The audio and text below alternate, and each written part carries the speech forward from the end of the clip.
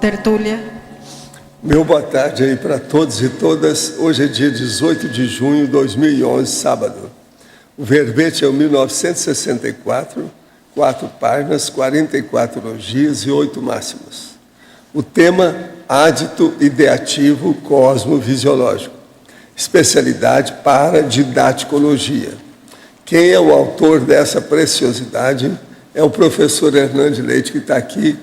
Ele está hoje na poltrona dos réus, muito bem assessorado pela, como diz o Loche, a Adita, que está ali olhando o que é que faz. Definição.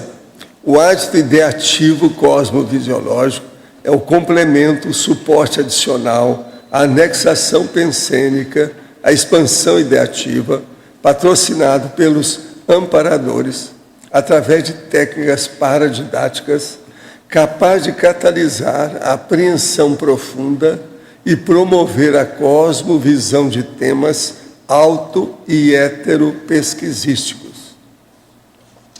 Os limites intelectivos pessoais. A poeira sempre suspensa na estrada cognitiva. A plena liberdade de pensamento. O desapego aos convencionalismos normativos da aprendizagem. O impacto ideativo da Neo-Verpont, a abrangência do cosmograma pessoal, o arco voltar crânio-chacral estimulando as conexões interneuroniais, o acoplamento córtico-paracortical entre a consciência pesquisadora e o amparador extrafísico, a meta-hermenêutica, o entesouramento mnemônico intermissivo, a experiência do fenômeno da cosmoconsciência, a paracomunicabilidade, o consciências. Eu li só algumas coisas, não li tudo. Agora, na caracterologia, nós temos 6 atributos mentais somáticos indispensáveis à didática tarística avançada e ao aditamento ideativo. Nos procedimentos, logo em seguida, tem 18 tipos de procedimentos técnicos paradidáticos, facilitadores da ditação ideativa. Na remissologia, destacamos em 15 verbetes acrescentamento, amplitude autopensênica, alta abrangência, eclosão criativa e mega pesquisa da holosutileza. Frase enfática. O ádito ideativo cosmovisiológico decorre dos omniquestionamentos cosmoéticos do pesquisador conscienciológico, francamente predisposto a revisar ideias e concepções pessoais a priori. Você está consciente da importância da reorganização ideativa pessoal visando a evolução grupal? Qual a frequência, intensidade e velocidade das ampliações pensênicas ocorridas cotidianamente? Tem também a bibliografia com uma fonte. Agora, questionamento para o nosso verbetógrafo. O ádito ideativo cosmovisiológico depende tanto da consciência receptora, com seus omniquestionamentos cosmoéticos, conforme a frase enfática, quanto do patrocínio dos amparadores através de técnicas paradidáticas. O principal fato que faz a consciência ter o mérito de ter esse patrocínio é a assistência cosmoética incessante que ela faz? Dentro da questão da comunicação, sempre você tem a pessoa que é o emissor da informação e o receptor. Não adianta você ter um grande emissor e a pessoa não tem capacidade de recepção. Então, se a pessoa também não tiver abertura, até na frase enfática, está enfatizando aí a questão, no megapensene, né, está enfatizando aí a questão do próprio autoexemplarismo, e na citaciologia está falando de uma fenda mais larga para você entender novas ideias. Então, isso aí tem a parte do receptor e a parte do emissor. Então, você tem o amparador e tem aí o assistido. Então, as técnicas paradidáticas, eles visam justamente isso, tanto o emissor quanto o receptor. Então, aí a pessoa tem total razão na colocação dela. Na Principiologia, página 2, segunda linha. Poderia ampliar o princípio tarista e priorizar o aluno em detrimento do tema? Geralmente o professor, ele se prepara ali e fica focado na questão do tema e tem uma dificuldade enorme de se colocar na condição do próprio aluno. Então você vai ali para uma sala de aula com 20 alunos para você assistir. E você está preocupado com o seu desempenho, com o seu domínio sobre o tema.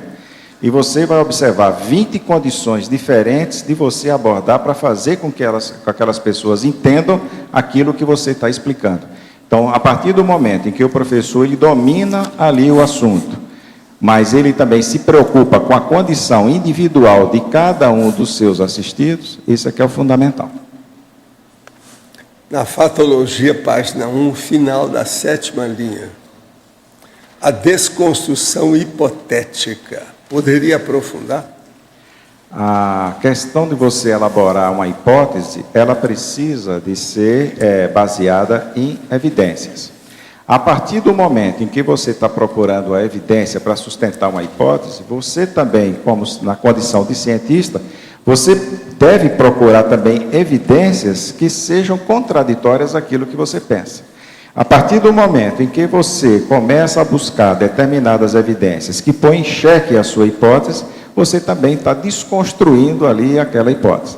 Se você recebe, você vai analisar e fazer uma heterocrítica de uma determinada hipótese, de uma determinada conclusão, você também procura, dentro do aspecto cosmoético, dentro da questão da racionalidade, dentro da argumentação, você colocar argumentos que são contrários ou contraditórios àquela hipótese para você também ajudar uma outra pessoa. Então, isso aí é o que se chama de desconstrução hipotética. Hernando, sim. Aqui no antagonismologia, o antagonismo, o segundo antagonismo tibiez e expansão mental somática. Tibiez e expansão mental somática. Queria que você falasse um pouco sobre isso, eu entendi. Uma pessoa que é mais tíbia, ela é muito mais retraída. Dificilmente ela tem uma dificuldade para poder se abrir, para ela poder entrar, certo? Para valer. Então, a partir do momento que a pessoa tem dificuldade de abertura, por algum processo que leva ela a ficar mais restringida, seja uma timidez, certo? A pessoa que tem uma fragilidade, a pessoa mais fraca energeticamente, e a tendência dela é ter uma vulnerabilidade emocional para aquilo. Então, ela tem uma dificuldade muito grande de fazer interação, de entrar no acoplamento maior, numa assimilação mais profunda. Isso é que dificulta. Pessoa melhorar nisso, né? E poder, porque você está falando aqui de didática, né? Melhorar a didática, ou dar aula, e como é que se vê isso? Como que a pessoa pode melhorar? Porque você falou da cosmovisão, por outro lado. Né? O problema todo da tibiez, aí da questão mais de você ter uma dificuldade maior sua, emocional, para você ter coragem consciencial para você enfrentar isso, ela é antes da questão da paradidática. Certo? Então, a pessoa precisa de ter uma abertura para aquilo. Uma das coisas sérias que a gente trabalha é com impactoterapia de ideias. Uma pessoa que tem essa dificuldade de posicionamento, principalmente, ela vai ter essa dificuldade também pela tibiez. Uma das coisas seríssimas é trabalhar quais são as causas que leva a ter falta de posicionamento. O que é que determina dentro do megatrafar dela isso? Então, aí as técnicas consciencioterápicas podem estar ajudando nessa questão. Então, não é só uma questão paradidática, aí já existe um componente intraconsciencial que está dificultando. Que aí a pessoa tem que melhorar, tratar, para poder dar um passo a mais. Exatamente, né? Isso. Isso você vê também, por exemplo, na questão da autoestima, né? Que o que a gente vê bastante aqui, né? Processo de autoestima, a pessoa ter uma autoestima baixa ou ruim sobre si mesma. Essa questão da autoestima baixa, ela pode ser uma das causas de levar a pessoa a ter a falta do posicionamento, a ter firmeza naquilo que ela pensa, de ter a colocação daquilo que de fato ela acha.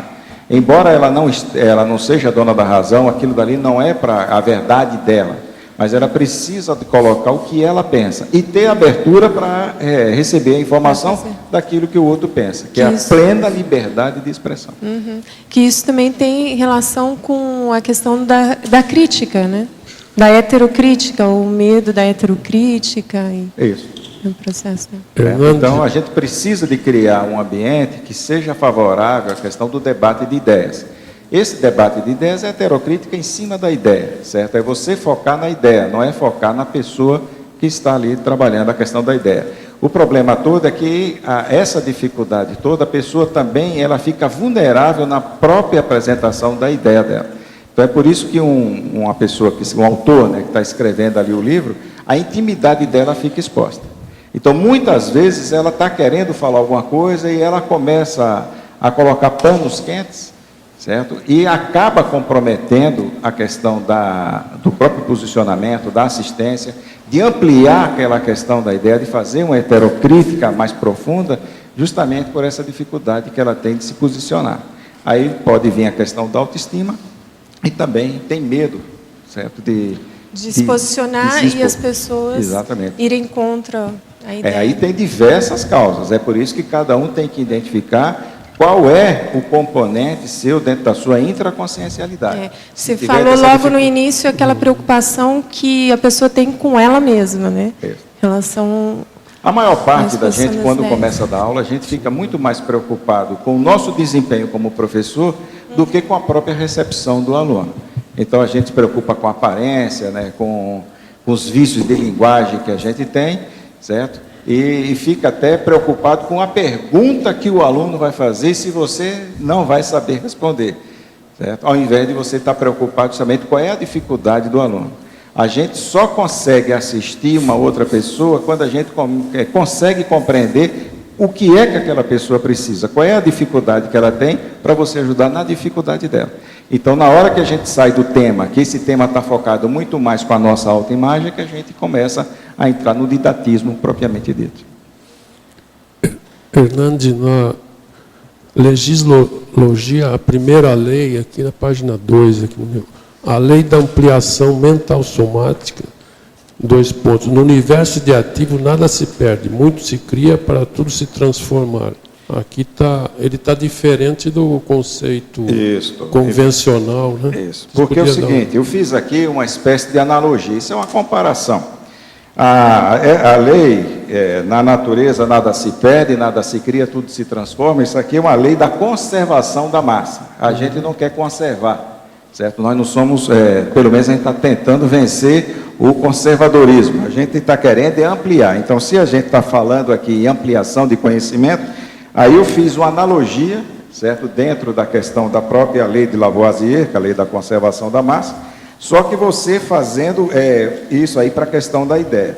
Então, no universo ideativo, quer dizer, nada se perde, você não se perde nenhuma ideia, você reforma ideias. Agora, tudo se cria, sem criação você não faz transformação. E o objetivo é você realmente fazer essa ampliação para transformar, certo? Correto. Agora, a outra coisa aqui, na mitologia tem o mito de Linceu, né? Sim. Pelo que eu vi aqui, eu não sei se é uma ampliação da visão, do cosmovisão, parece que tem a ver com o olho de lince, mas eu vi várias coisas aqui na definição. No mito de Linceu, ele tem o mito da visão penetrante. Então, parece ele da turma lá dos argonautas, certo? Lá na mitologia, em que ele tinha uma visão penetrante que ele conseguia ao mesmo tempo observar o que se passava no céu e no inferno. Então, isso aqui é só uma alusão mitológica. O olho da gatinha ali. Que é um olhar Visão penetrante. penetrante, olha lá. Então, isso aí é a questão do princípio mitológico da cosmovisão, né? E é interessante que ele pode ser também o olho de lince, que o lince acho que não tem a ver com Linceu, mas também tem a ver com não tem a ver, certo? Isso aqui tem muito mais a ver com a questão da própria visão animal, mas dentro do entendimento, né, certo, da população. Então, a questão da visão de lince é aquela visão mais abrangente. Tá ok, obrigado. Hein?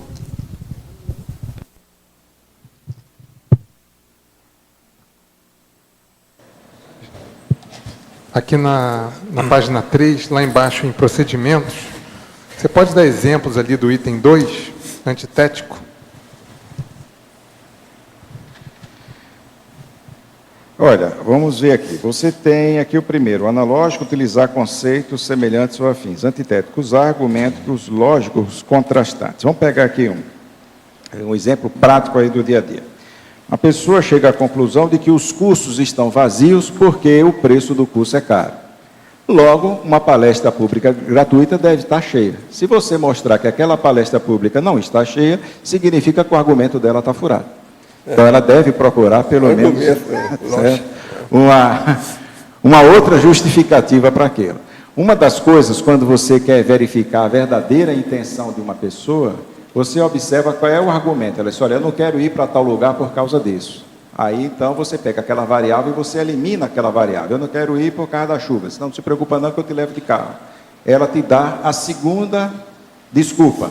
Você anula a segunda desculpa. Se ela te der a terceira, é porque a intencionalidade dela provavelmente deve estar furada.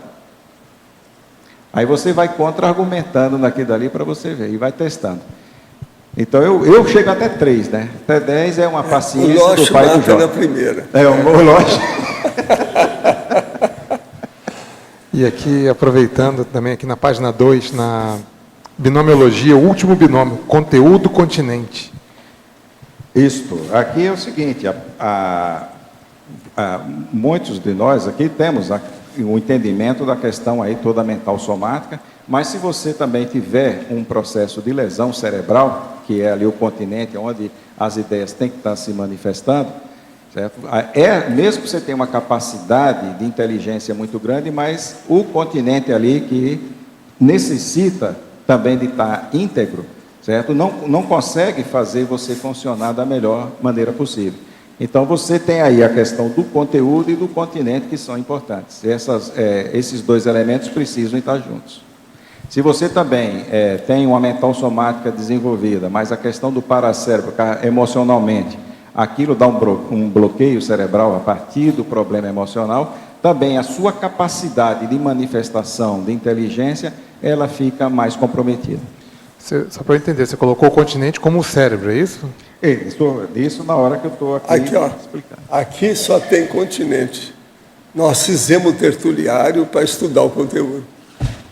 Continentes são as pessoas, ó, corpos. Ele está falando certo, cérebro. Você está falando no motor do continente. Hernandes, aqui na citaciologia, não sei se já foi comentado ali, uma nova ideia é uma cunha que só pode fazer entrar pela frincha mais larga.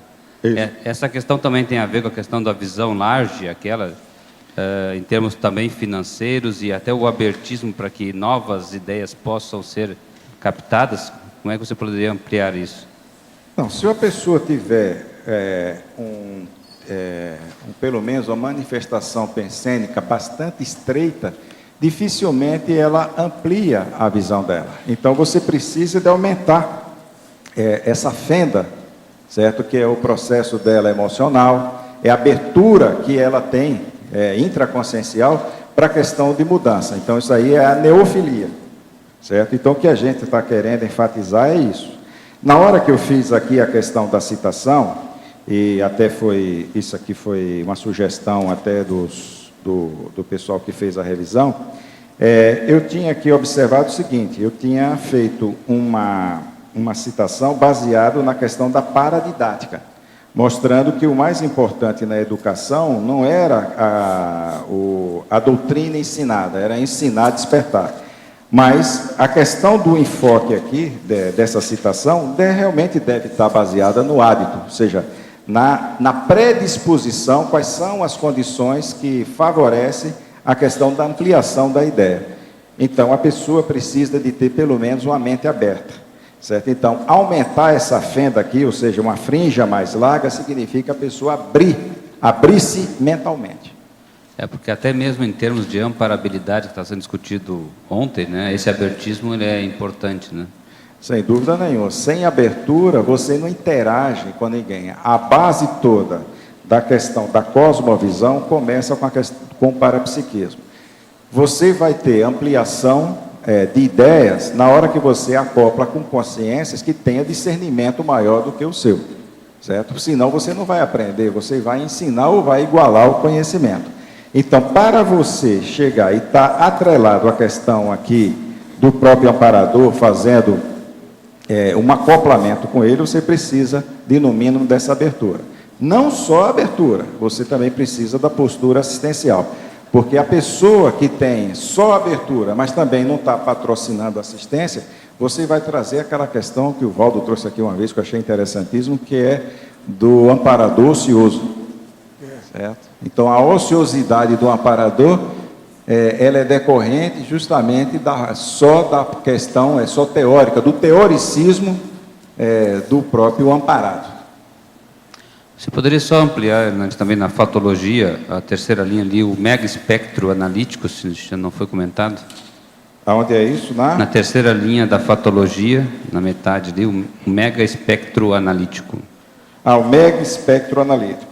Na hora que você vai analisar uma determinada ideia, vai analisar uma coisa, qual é a sua linha de análise? Ela é restrita, ela é um pouco mais ampla ou ela chega a ser mega? A partir do momento em que a pessoa está fazendo até aquela prova de imagística, que dali mostra a associação de ideias dela. Então, quanto mais conhecimento ela tem, quanto mais ela analisa um determinado objeto por diversas facetas, significa que ela está aumentando o espectro de análise, certo, sobre aquele determinado objeto ou ideia. Ok. Hernandes. Na página 1, na fatologia, na penúltima linha, final da penúltima linha, o desapego aos convencionalismos normativos da aprendizagem. Você pode expandir um pouco mais qual que é a sua ideia ao colocar isso aqui? Nós tivemos aqui até um debate, eu estava aqui presente, estava sentado ali em cima, onde estava se discutindo até a questão da pedagogia, né, da não reprovação e tudo isso. Daquelas regras hoje que você tem, né, as normas que você tem hoje para a educação, e a gente não pode estar, se você se apegar à questão de norma, você fica restrito, embora você tenha alguma regra, alguma norma para orientar alguma coisa, mas se você ficar preso a ela, você não aplica. Então, muitas vezes, você pode lançar recursos didáticos pela sua experiência, mas se você ficar tolhido porque aquela norma, aquela lei não permite isso, você acaba castrando, certo? Uma oportunidade de você estar ensinando, de você estar aprendendo. Então, o autodidatismo, ele quebra tudo isso, porque você vai estudar e você vai lançar mão das formas que aquilo dali se adequa a você.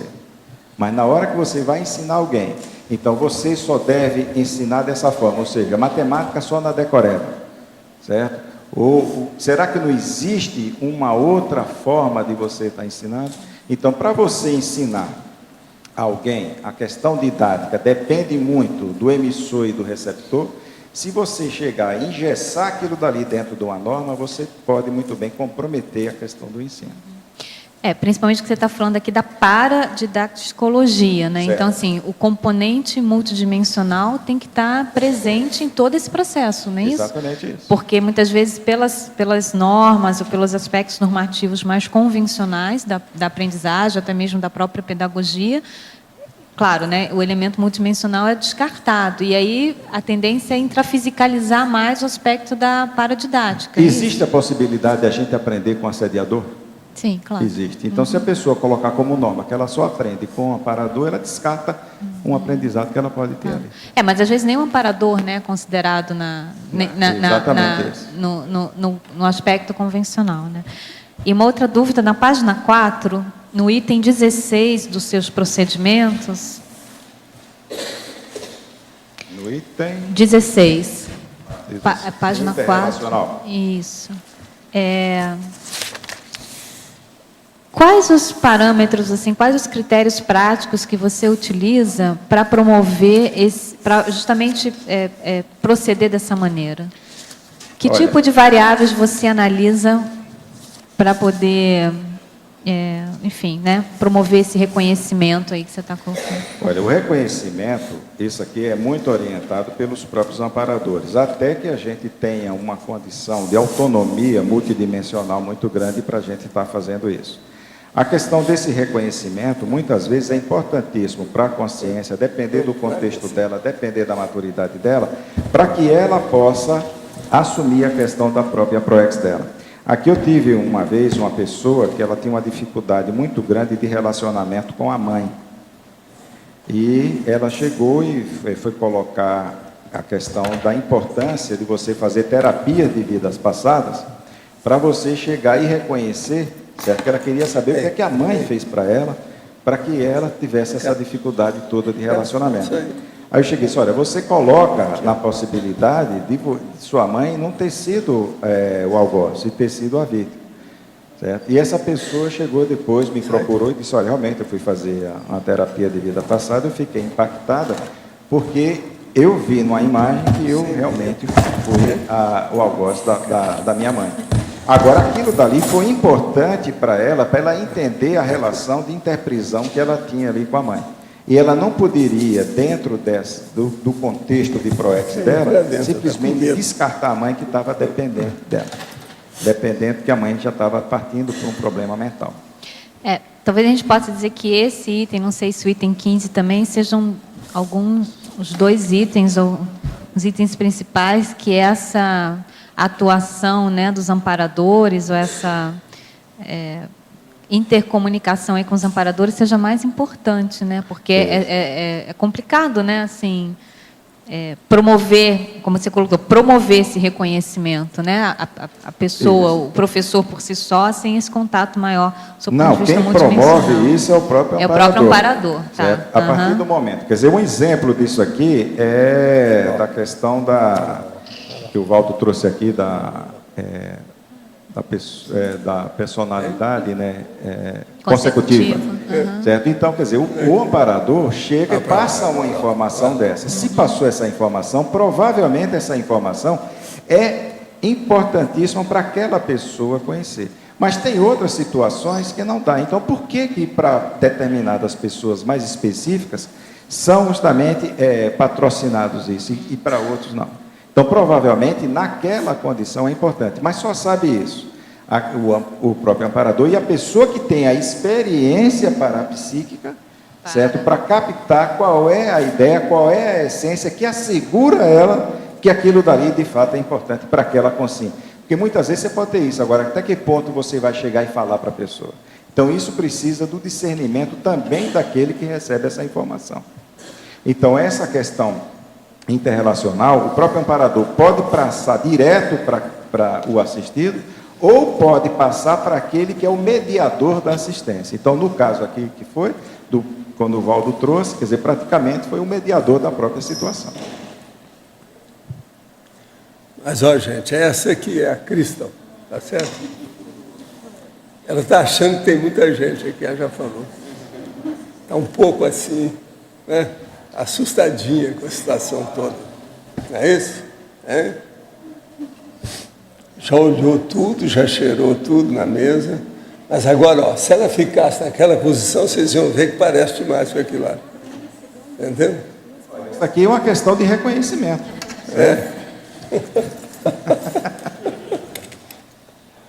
Gente, é assim que eu falo de igual para igual com o Valdo.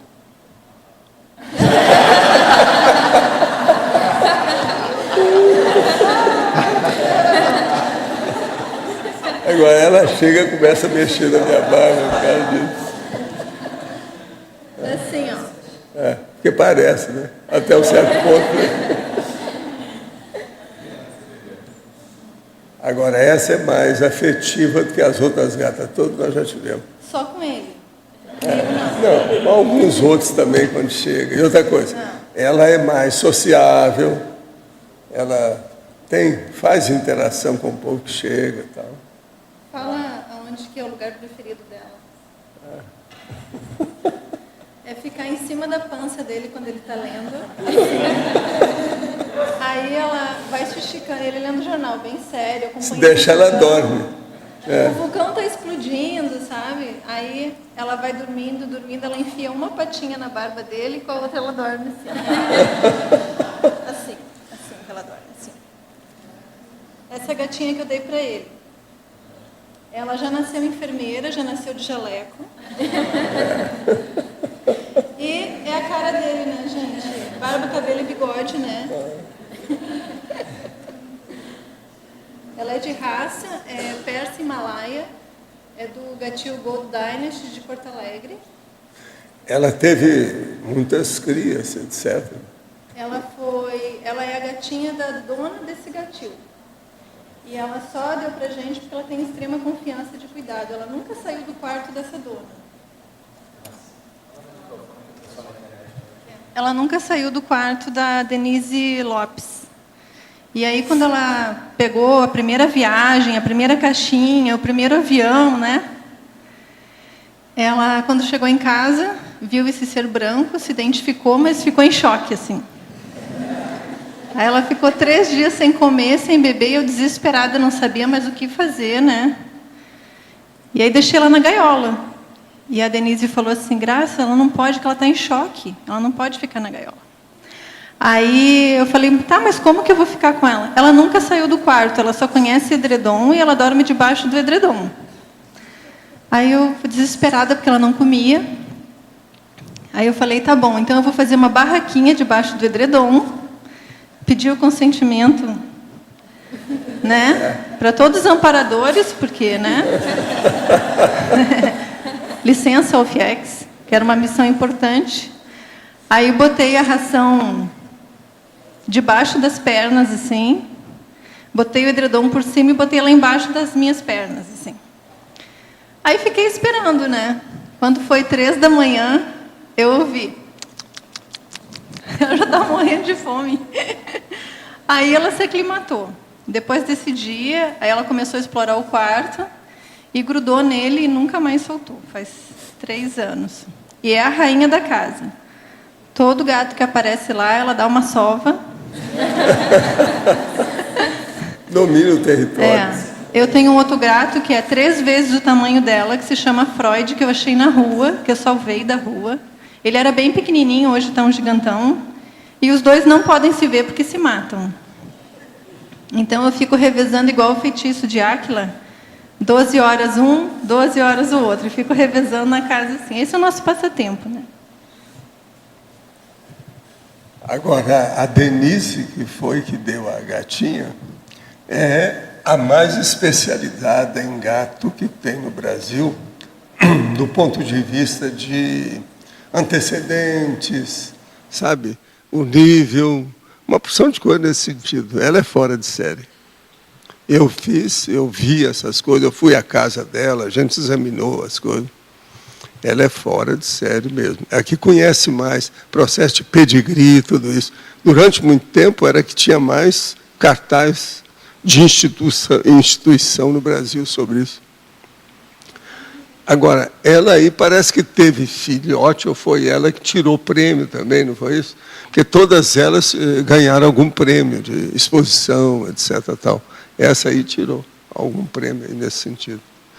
Mas, de modo geral, tinha gente que falava que chegaram até vamos dizer, a espicaçar, dizendo, como é que é? A gatinha não é para ninguém ver? É impossível ver? Então, eu trouxe para dirimir as dúvidas, porque assim ninguém vai reclamar. Né?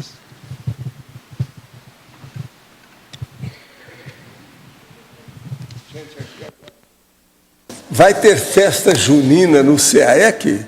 O fato da temática religiosa de São João gera algum assédio? Olha, nós não estamos nem aí, não sabemos disso, tá certo?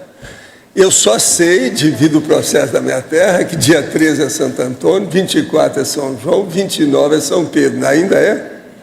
O negócio era esse, porque dá muito trabalho lá em Minas Gerais. Aqui nós não temos isso.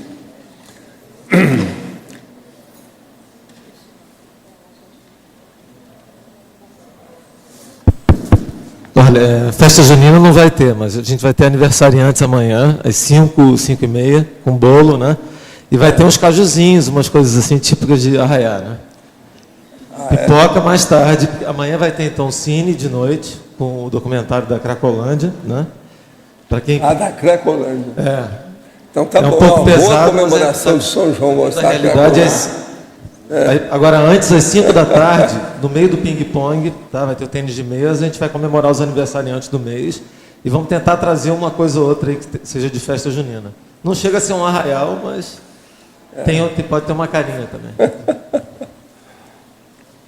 Outra, sou voluntária, tenho 48 anos e aplico os conhecimentos da Conscienciologia. Fui casada há 4 anos e separamos há 22 anos. O relacionamento era muito assediado, pois ele é alcoólatra e dizia que iria me enforcar. Encapsulei meu emocional e não consegui construir uma dupla, apesar de ter tido alguns namoros. Quero desencapsular minhas emoções, mas apesar de aplicar o EV, ainda não consegui. Tenho problema respiratório desde a infância. O que posso fazer para sair dessa condição? Pode me ajudar? Olha, seria bom mesmo trabalhar com as energias e talvez fazer algum dos cursos nossos de parapsiquismo, né, para ver se desenvolve algo aí para melhorar você do ponto de vista geral, inclusive de comunicação. Preciso saber também o que é que ela tem aí nesse processo, né, respiração. Outro, partindo do pressuposto de que o que não presta mesmo, o cigarro e o álcool deve ser proibido, eles já estão fazendo isso há algum tempo, né? O cigarro já não tem mais nem lugar para a pessoa fumar. É o máximo, porque ultimamente a gente não vê mais as pessoas fumando. Eu raramente estou vendo gente fumando perto. Já não vê quando eu saio à rua. Que aqui não tem mesmo, eu estou falando na rua. Em ar livre já está proibindo, nos Estados Unidos. Ao ar livre já está proibindo. Né? Então, com isso, esse é que seria o melhor caminho mesmo, para qualquer um. Agora, nós estamos na contramão, né? Enquanto a gente está querendo proibir isso, tem uns querendo liberar a maconha. Pois é, a maconha, veja bem como é que é possível. Eu já falei isso aqui umas 10 vezes. Mas você sabe, tem de tudo, né? Está cheio de consréu por aí, né? Fumar, tabaco não pode. Agora, maconha, como é que é possível? Aonde nós vamos? Agora, eu vi falando uma coisa, principalmente para os jovens. A maconha acaba com o sexo da pessoa. A excitabilidade sexual com o tempo cai, dá impotência. Memória, criatividade. Não, mas o pior é falar no sexo, né? Para jovem é falar em sexo, principalmente o rapazinho. Isso é uma loucura. Eu vi isso tudo nos Estados Unidos já, ó. Marihuana, não brinca não, o negócio é seríssimo. Muito sério. Hernando, aqui no A, atrás. Poderia ampliar o conceito da fatologia na 5ª linha? A poeira sempre suspensa na estrada cognitiva. A poeira sempre suspensa aí na estrada cognitiva. O que a gente quer dizer é o seguinte, uma estrada ela está abandonada quando você não vê uma poeira nela, está tudo assentado. Quando passa um carro, bate um vento, é que a coisa sobe. Certo? Então, isso daí é um processo pedagógico, né, de você chegar e fazer aí uma analogia, só que essa daí é metafórica, né? Então, isso aí é uma metáfora só para mostrar que, na questão do conhecimento, uma pessoa que não está sempre atualizando o conhecimento, significa que a poeira na estrada dela está baixada. Então, quanto mais ela está mexendo no conhecimento, todo dia aprendendo coisa nova, significa que essa poeira nunca baixa.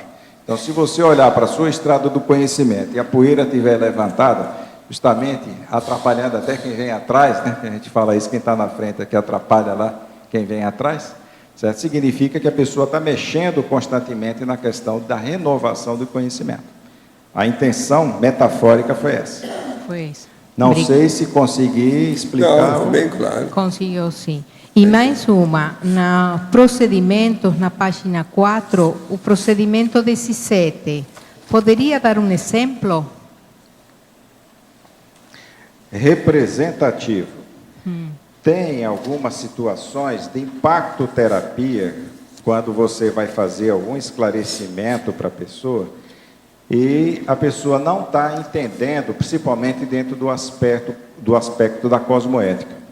Então, vamos supor, se você vai trabalhar dentro, fazer uma crítica dentro do ambiente até religioso, isso até o Marcelo da Luz está fazendo isso bastante no livro dele, ele começa a fazer algumas denúncias aonde a representatividade da comunidade religiosa, aquilo dali pega na própria pessoa, certo? Então, aquilo dali dá um impacto maior porque ela está inserida dentro daquele holopensene.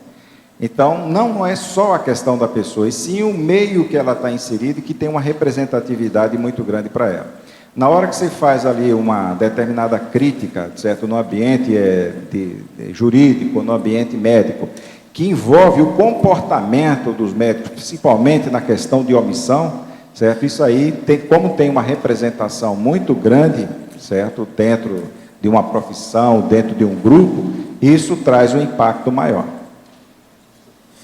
Então, na hora que você vai fazer qualquer tipo de esclarecimento, quanto mais você for dar um exemplo próximo do universo da pessoa, é melhor do que você começar a dar exemplo daquilo dali que não está perto do campo de experiência daquela pessoa. Então, na hora que você vai trazer experiências parapsíquicas bem elevadas para uma pessoa que não tem um mínimo contato, experiência com aquilo dali, parece que fica longe dela. Então, quanto mais próximo você puxar para ela, melhor. Obrigada. Então, na questão de representação, você está pegando não só ela, mas como todo o contexto que está ao lado dela. Mais próximo. Obrigada. Hernande, aqui na página 2, na principiologia, o último princípio proexológico, na dúvida, assista. Eu queria que você confrontasse isso, até para questionar esse princípio, com a questão de que, de boa intenção, o inferno está cheio. Realmente aí você está fazendo aí um contraponto. Né? O antitético aqui, né, que você colocou. Claro que você tem que ter um pouco de lucidez naquilo que você vai fazer. Agora, muita gente tem aquela desculpa, né, de não assumir determinada a PROEX dela, simplesmente porque ela não sabe qual é a PROEX dela. Então, se ela não quiser errar, certo? Comece a assistir. Porque não tem como a pessoa errar dentro da questão da PROEX, que a base da própria PROEX dela é a interassistencialidade. Agora, a questão do discernimento na assistência que ela vai fazer, isso daí virá com o próprio tempo. Claro que você tem que tomar um cuidado muito grande, porque também a compreensão de assistência que você tem, também isso daí precisa de ser avaliado. Então, essa sua observação é importantíssima. Talvez fosse o caso aqui de repente, fazer alguma ressalva, né, alguma especificação dentro disso que você falou, porque senão a pessoa pode entrar nessa e, de repente, tomar uma decisão de assistir e se enrolar. Eu quis colocar a questão da cosmoética, mas se a pessoa compreendesse o termo cosmoética, ela já estava compreendendo. Ela já estava compreendendo, ela não estava na dúvida. Então, a minha questão é porque, muitas vezes, a suspensão do juízo, que é, na dúvida também, você não fazer nada, ela é importante isso, né, do ponto de vista do discernimento. Agora, o processo aí é que está na dúvida, assista. Quem assiste nunca vai errar. Mas é dentro daquela condição que de boa intenção, né, às vezes a pessoa está na boa intenção. Se vai fazer assistência, não tem erro. Não interessa. O fim da história... Talvez o erro dela seja ela não estar entendendo a questão da assistência. Isso é outra coisa. Entendendo o que você está falando.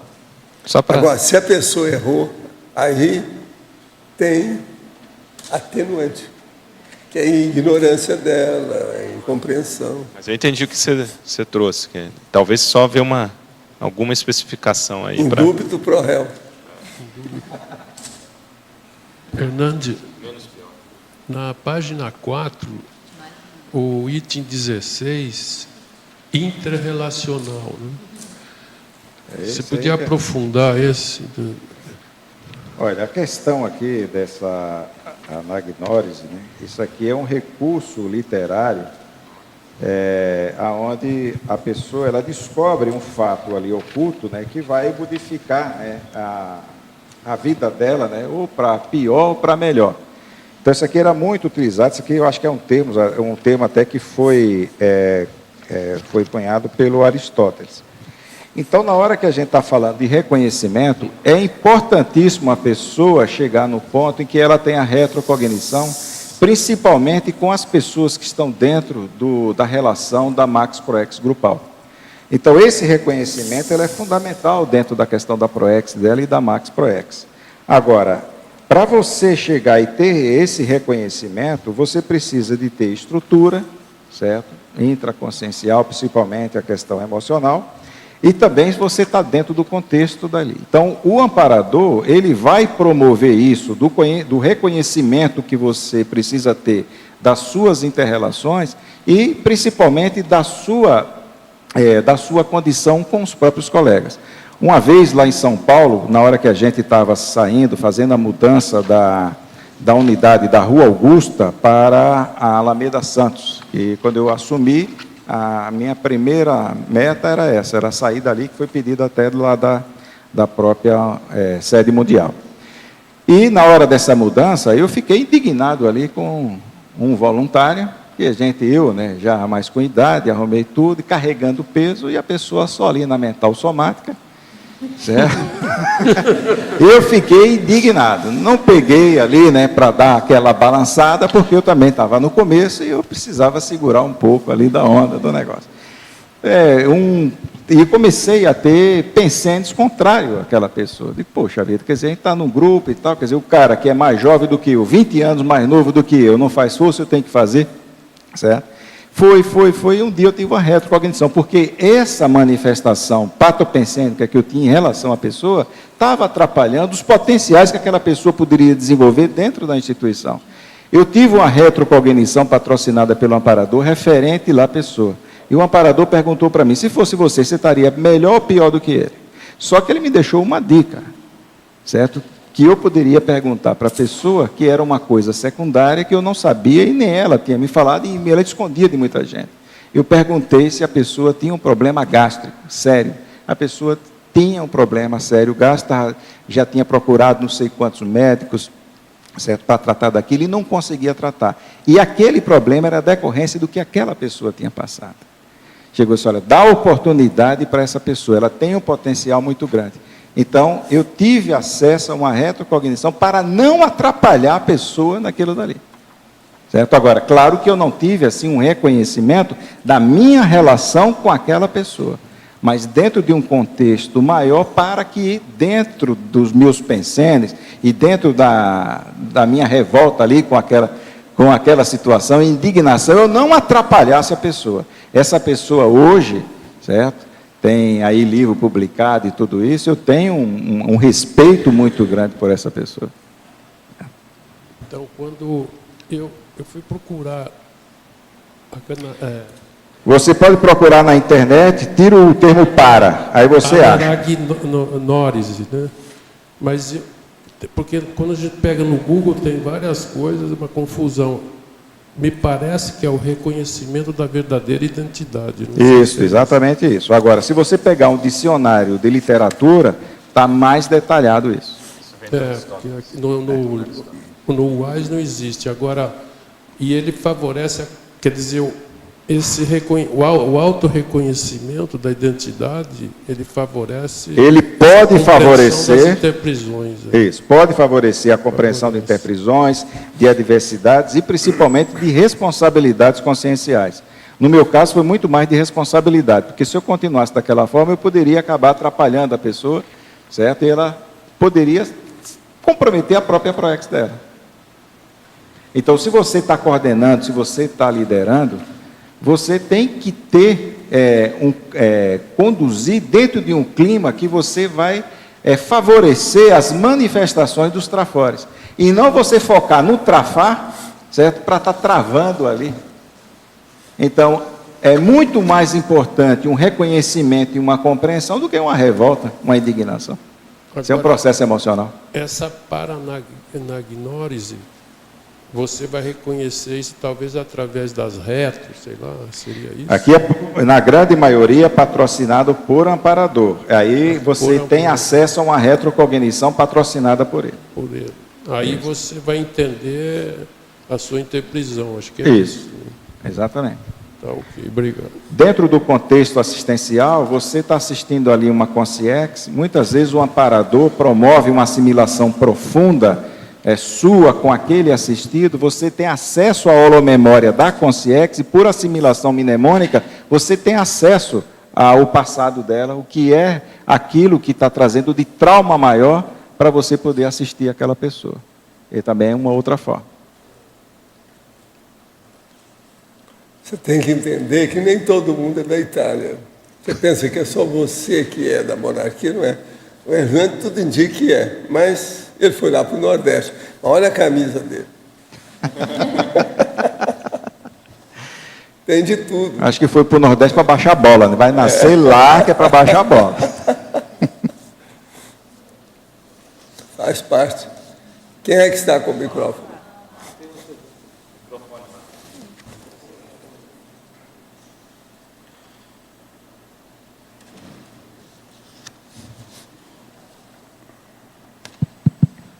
Tá, parabéns aí, que a abordagem é bem sutil, né, interessante mesmo, de reestruturação, ampliação de escopo. Né, Agora, eu ia te perguntar, eu estava vendo a parafatologia aqui, né, alguns favorecedores desse processo do ádito e do ativo, né, e você considera esses aqui, alguns deles, como aquele bônus parapsíquico, como resultante de bônus em algum percentual?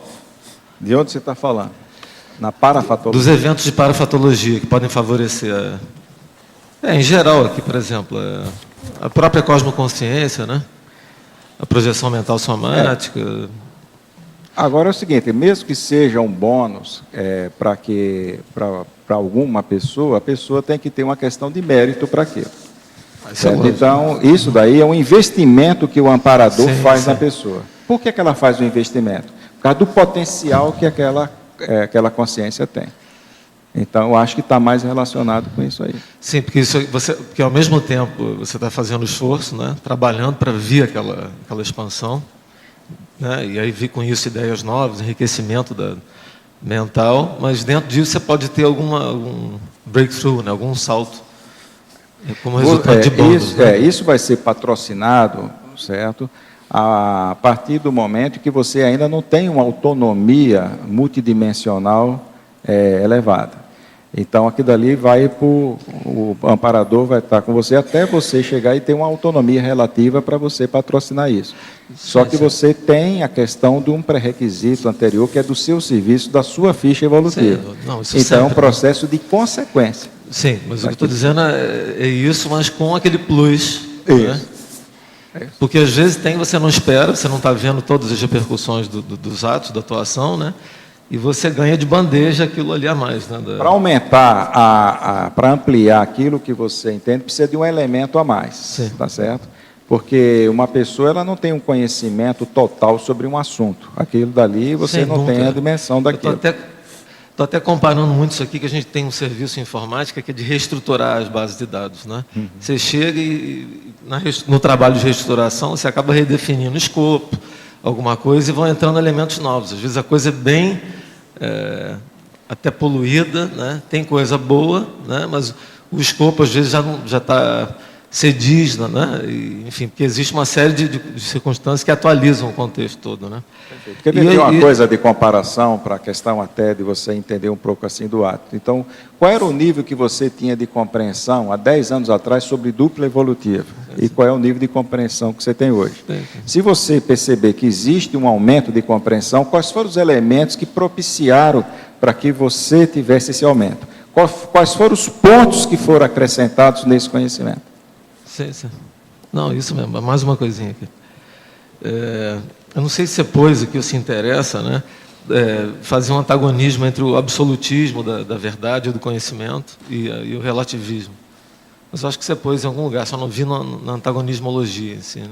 Não, diretamente assim... Você pôs o albertismo pensênico, né? De uma forma geral, que está perfeito. Né? Mas diretamente... Agora, embora a questão de referência, né, de verdade absoluta, tem muitos verbetes que já abordam sobre isso. Eu não sei se cabe aqui. Né? O abertismo você falou bem, né? Que tem a ver também diretamente. Porque uma pessoa que é atrelada à verdade absoluta, ela não tem a mínima abertura para ela chegar e ampliar pouco o universo de compreensão dela. Sim. E outra questão, assim, que é uma abordagem só, né? Mas eu acho que está previsto também aqui, mas fica a ideia de se falar de algum jeito aqui, explicitamente, se for o caso, da subida do nível do plano de compreensibilidade, né, de compreensão. O grau, né? Porque a expansão, mas entram elementos novos, né, que enriquecem e dá o... Uma pessoa ela não sai do conhecimento inicial para a cosmovisão de uma hora para outra. Certo? Não é possível. Não tem jeito. É com trabalho mesmo. E cosmovisão, você parte do pressuposto que tem que ter a visão multidimensional. Então, você não tem cosmovisão nenhuma. Cosmovisão intrafísica não é cosmovisão. Sim, não é. Agora, com tudo isso aí, você pode atingir um plano novo, então, para o trabalho, às vezes, que está interrelacionado, e a assistência, você não está vendo nem diretamente o que está fazendo, ainda mais os resultados, e aquilo vem como resultado direto e indireto do trabalho, do esforço, né? Uma coisa que eu acho que falta muito, pelo menos no meu caso, é ter uma compreensão, ampliação maior, por falta de vivência, do que é mega fraternidade. Um exemplo que eu trouxe, né, que os amparadores patrocinaram para mim, é porque meu nível de fraternidade ainda era pequeno. Agora, falar em mega fraternidade, aí é que... Não, mas você mexe lá com assistência direta com os paracirurgia, eu acho que não está tão... Não, está começando. Está começando. Um dia eu vou chegar lá, eu preciso de me submeter à minha autoparacirurgia, certo? Mega fraterna. Tenho base espírita e espiritualista. Quando mentalizo uma pessoa para vibrar por ela, seu bem-estar, principalmente pela sua saúde, durante todo o processo fico bocejando e lacrimejando. Ao término, cesso os 2 sintomas físicos automaticamente. Pode me dizer algo quanto a isso? Olha, a melhor coisa que você faz é estudar o estado vibracional. Se você boceja, na hora que vai trabalhar com energia, mostra que você está fora de forma. Ou que tem boi na linha. Quer dizer, primeiro, você não está fazendo desassimilação. Segundo, se está bocejando sempre como um padrão, tem guia cego atrás disso. E, como é base espírita e espiritualista, geralmente tem guia cego. Estuda o estado vibracional, você vai ficar livre de tudo isso. Eu e alguns amigos estamos estudando aos sábados, aqui em Conceição dos Ouros, em Minas Gerais, o livro Nossa Evolução. No início, boa parte do grupo teve dificuldade com as palavras, mas hoje, com a ajuda de uma pessoa que conhece a Conscienciologia, está ficando mais claro para todos. Durante a semana, assistimos em família as tertúlias do ano 2009 e tem nos ajudado muito. Gostaria de saber se a energia proveniente dos trabalhos de Umbanda ou espíritas, junto com o EV, auxilia os iniciantes nessa prática do estado vibracional. Não, o melhor é vocês cuidar do EV, estado vibracional e esquecer as seitas. É a melhor coisa que você faz. Ficar bem definido para que apareça amparador e descartem ou façam o descarte, né, dos guias cegos. Uma outra aqui, tem 1 ano e 2 meses de TENEPS. Nos 6 primeiros meses tive um leve acidente de carro e pequenas doenças, além de uma queda de imunidade. Depois disso não tive problema maior. Sinto que o ambiente de casa ficou mais harmônico. Com meu pai se reconciliando depois de quase 6 meses com a esposa de um irmão que ele não podia nem ouvir falar. Qual o segundo gargalo da TENEPS depois dos 6 meses iniciais? É você fazer 20 anos de assistência pela TENEPS e abrir a Sofiex. São só 20 anos, já não são mais 6 meses, não é isso? Ajuda, é o máximo. Ô, Hernandes, pode falar aqui na página 4, falar, e se possível dar exemplos também do item 12, o ideativo sintético. Aonde você está falando? Página 4, lá em cima, no item 12. O exemplo disso aqui, mega pensando e trivocabular.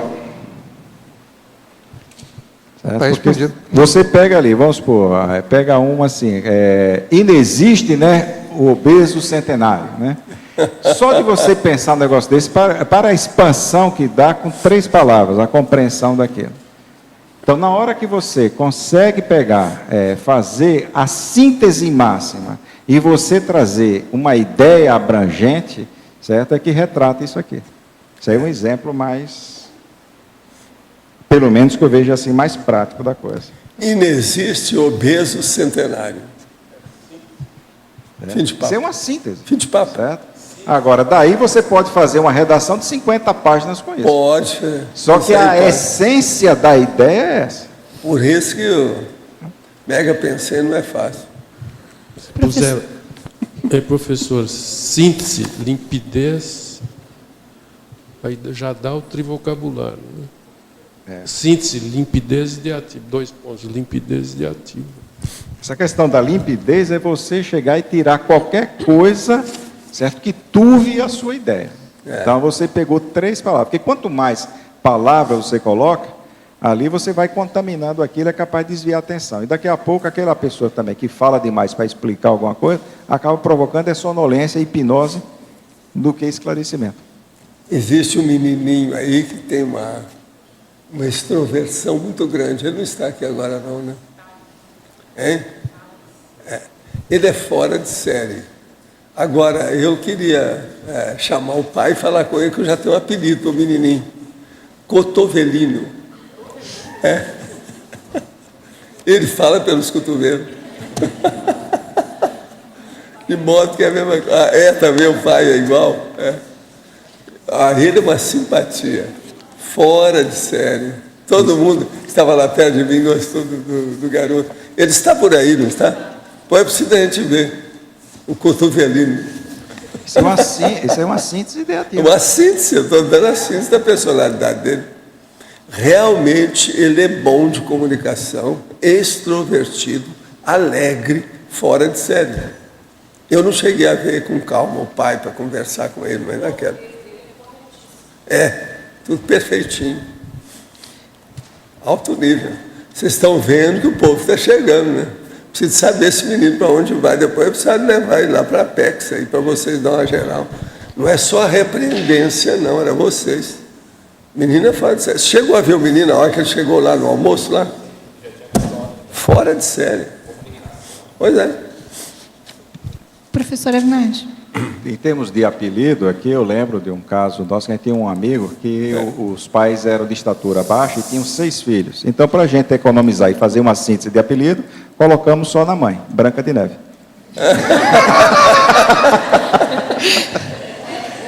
Então, economiza até a ideia. Tá certo. Professor, aqui. Voltando um pouquinho ali quando o senhor explicou a respeito da parafatologia, quando os amparadores patrocinam e tudo mais. Fiquei aqui comigo pensando, quando ocorre uma situação como essa, a gente poderia afirmar que os amparadores patrocinam um áudio ideativo em função de a pessoa estar prestes a superar um gargalo evolutivo dela, que muitas vezes está até atravancando a proex dela, para que ela expanda e entenda. Primeira coisa, a pessoa tem que ter, dentro da própria experiência dela, a segurança que aquilo dali foi patrocinado por amparador. Certo. Uma vez sendo patrocinado por amparador, ali tem um objetivo, que o amparador também não vai passar uma informação daquela, certo? Sem uma objetividade. Então, a pessoa precisa de ter um mínimo de discernimento e senso crítico para saber como trabalhar com aquilo, certo?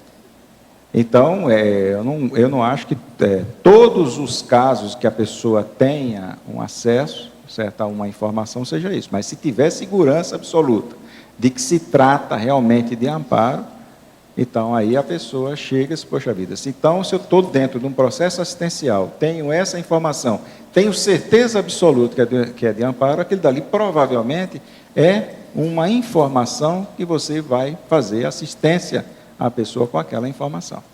Agora, aí é você que vai ver a melhor forma, e muitas vezes você tem acesso também, qual é a melhor forma e o melhor momento que você tem de abordar aquilo. Ok, mas eu estou me referindo com relação à própria pessoa e não com relação a ela acessar a outra. Bom, se ela tem, em relação a ela, fica até mais fácil. Sim, desde que ela tenha a plena confiança de que aquilo dali se trata mesmo de amparo. Porque também tem assediador que vai passar informação que é justamente para colocar a pessoa para baixo.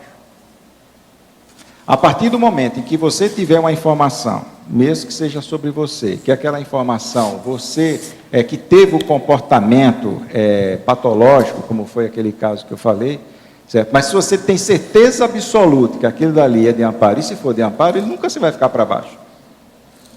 Certo? Não vai te dar uma repercussão negativa naquilo, porque se fosse dar, não era patrocinado por um amparador.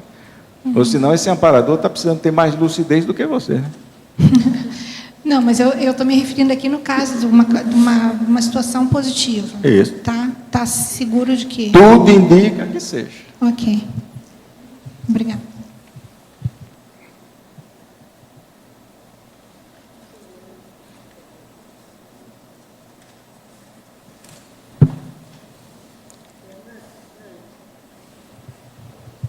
Alô? Aqui na página 2, em parafatologia, gostaria de entender aqui melhor como que ocorre o acoplamento córtico paracortical entre a consim pesquisadora e o amparador extrafísico. Quando você faz um acoplamento, certo, com uma consciex, esse acoplamento pode ficar só na esfera energética, lá dentro da sua psicosfera, ou ela pode entrar mesmo para valer e você entrar na assimilação. A assimilação mais intensa é quando ocorre a possessão. Certo? Agora, a partir do momento que você vai aprofundando, você pode chegar e ter acesso ali. É por isso que você faz a leitura da questão ali da própria consciência. Então, você faz um paradiagnóstico, você começa a ter insights, informação, intuições sobre aquele caso. Então, nós estamos falando do assistido. No acoplamento com o amparador, na hora que você faz o acoplamento profundo, você pode muito bem entrar no acoplamento da sua paracabeça, certo? Do paracérebro com o paracérebro do próprio amparador. Porque dentro da questão da possessão, não é uma personalidade que se insere e assume aquilo dali, é como se fosse o quê? O que é a personalidade? É a memória.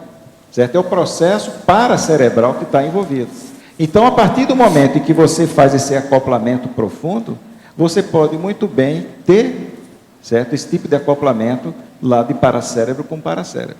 Agora, qual é a parte do cérebro que manifesta o discernimento? É a parte cortical.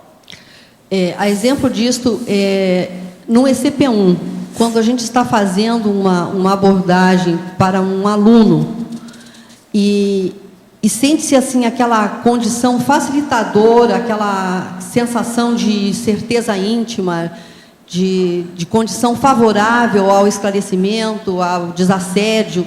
Pode ter uma relação com essa condição aí? Você pode ter uma intuição simples, certo? Você vai lá e capta a informação. A partir do momento que você chega a ter um acoplamento córtico paracortical, é quando você começa a perceber que a sua inteligência aumentou. Então, o seu nível de compreensão daquilo cresceu, proporcional ao que você conhece de você em termos de manifestação de raciocínio. Mas essa inteligência, ela faz parte dessa consciência ou é aquilo ali, é uma extrapolação e depois ela vira abóbora? Muitas vezes é extrapolação, certo? Agora, você está estudando uma coisa e você não pensou naquele viés. Aí, daqui a pouco, você começa a raciocinar, aquilo amplia e você aumenta essas áreas, esses vieses de observação. E você não tinha pensado naquilo dali. Certo? Então, muitas vezes, você está acoplado profundamente com o nível de amparo. Então, a sua inteligência aumenta. Agora, para você. Desenvolvi alguns estudos sobre a microcosmovisiologia gráfica. Justamente a depuração cosmovisiológica no setor mental e seu adentramento gráfico. Noto que muitos intermissivistas cursistas desperdiçam ideias por não saber pensenografar sua cosmovisão. Qual a opinião do verbetógrafo dentro dessa colocativa? Sinto muito não participar deste primeiro congresso de intermissivistas, em razão de motivos financeiros. Prometo estar aí no próximo ano e levar meus estudos multidimensionais. Bom, se você for observar aí na página 3 desses procedimentos, você vai ver lá embaixo. Primeira coisa que nós começamos aqui com o analógico, foi o antitético, o assimilativo, o autoexemplificativo, o biográfico, né?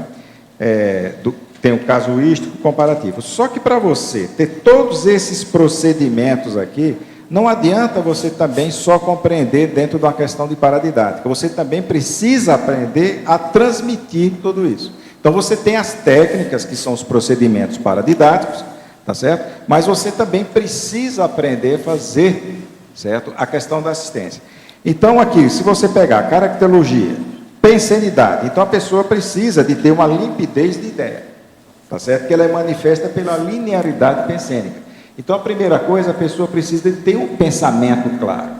Depois ela precisa de ter uma comunicação, pegar esse pensamento claro, colocar palavras e conseguir verbalizar isso. O mais difícil é você escrever isso.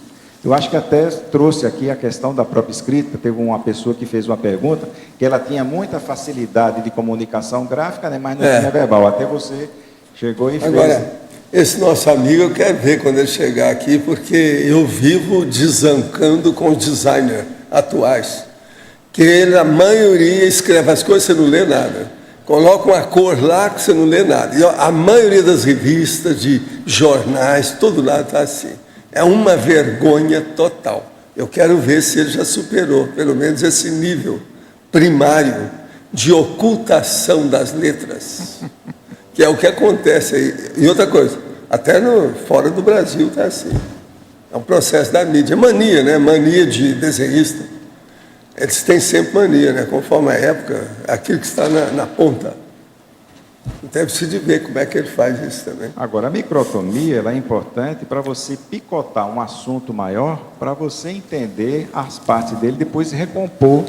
Aqui, ó, de tanto falar, as nossas coisas saem claras. Ó, isso aqui está tudo claro. Não tem nada oculto.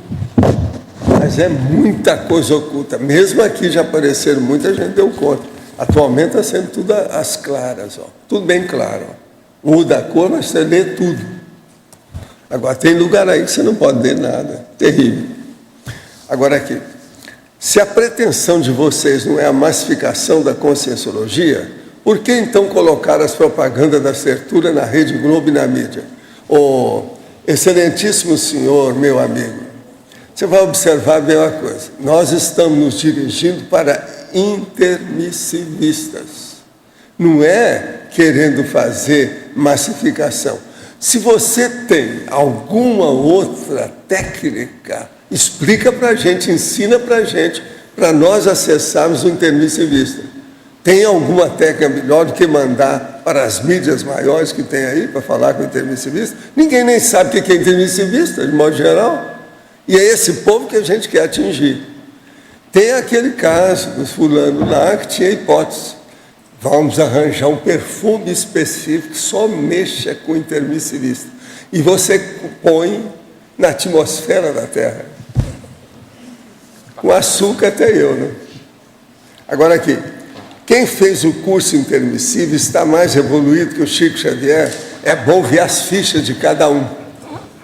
Os intermissivistas possuem amparador? Pergunta para cada um. Eles podem ser céticos? A mesma coisa, pergunta para eles. O problema é de cada um, vamos ver como é que é. Hein? Cético, otimista, cosmoético. Pois é, eles têm o cético, otimista, cosmoético. É o coque. É aquilo que dá o coque. Coque. C-O-C. É o coque. É só olhar isso aí, né? É um negócio para examinar. Vamos ver o que dá, né? Agora, o povo fica querendo arranjar muita contradição dentro daquilo que nós fazemos. E eu, então, falo para a pessoa, leia a enciclopédia, porque lá pode ter muita coisa. E veja se tem coerência, princípio, meio e fim. Não fica perdendo tempo com essas ninharias, não, que você não vai conseguir. Agora, meta o pau na enciclopédia. O cara foi fazer isso, depois virou fã da enciclopédia. Veio aqui, comprou a enciclopédia e levou para casa. Ele deu com outras coisas, deu na internet alguma coisa lá. Aí ele começou a aprofundar e ele viu que o nível que era. Isso aconteceu, ele me falou, antes de comprar a enciclopédia aqui e levar. E outra coisa, teve um deles que queria comprar os 8 volumes que nós publicamos, eu falei assim, não tem mais. Participei do ECP2 em Curitiba há 2 semanas, e no fim da tarde de domingo, ao chegar em casa, uma das lâmpadas queimou ao ser acesa e a tela do meu celular também apagou. Quer dizer que isso aí mostra que tem uma alteração de corrente elétrica na sua casa. Em primeiro lugar é isso.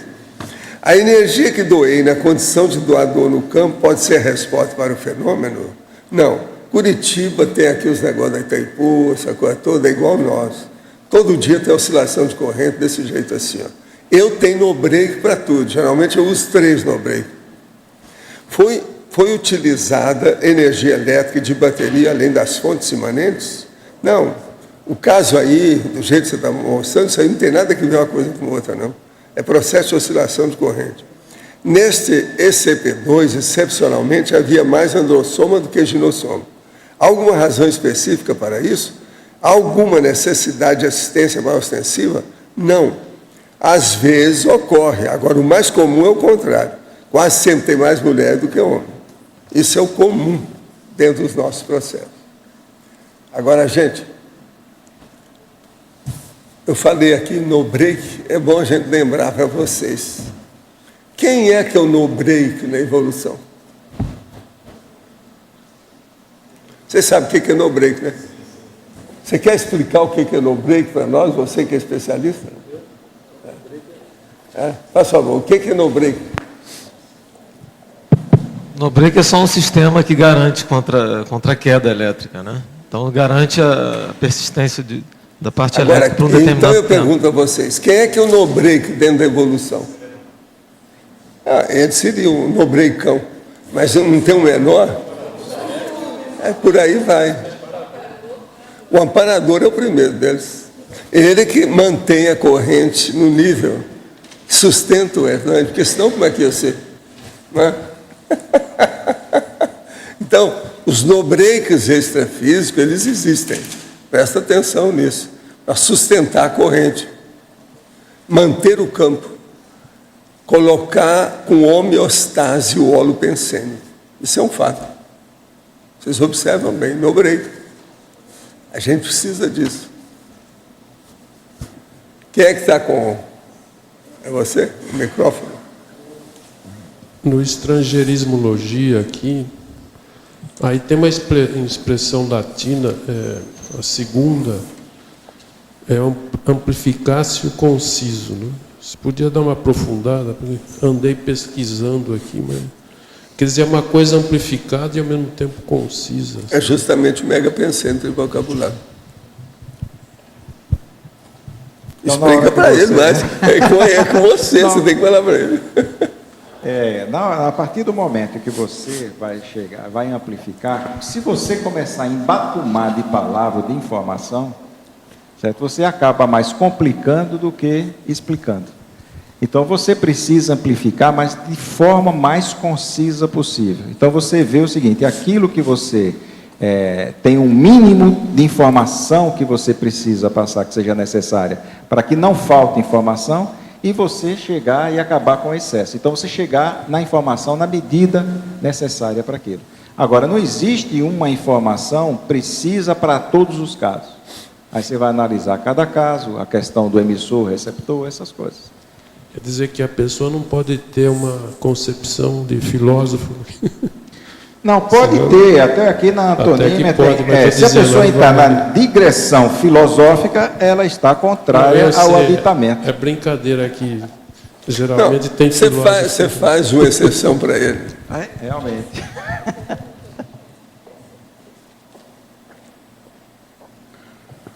Professor Hernani, Rosa Ramalho, página 4, ainda sobre o item de procedimentos interrelacional.